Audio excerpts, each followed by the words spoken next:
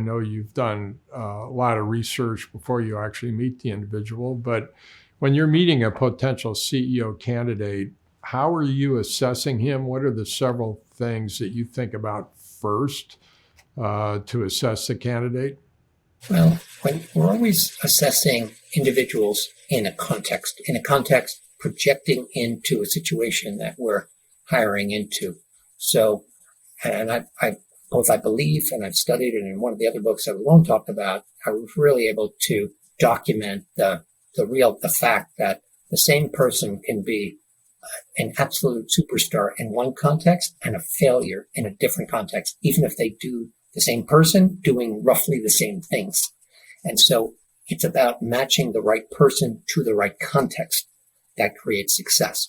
So before you assess the individual, you really have to have a good understanding of the hiring situation.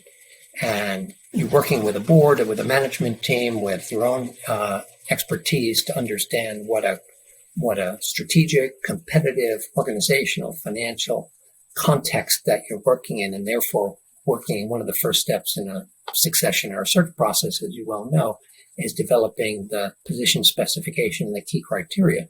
And that's really the forward-looking strategy. It's really the management and leadership implications of the strategy that a board is looking for. But the cultural piece is really cannot be underestimated. Anyway, it's extraordinarily important.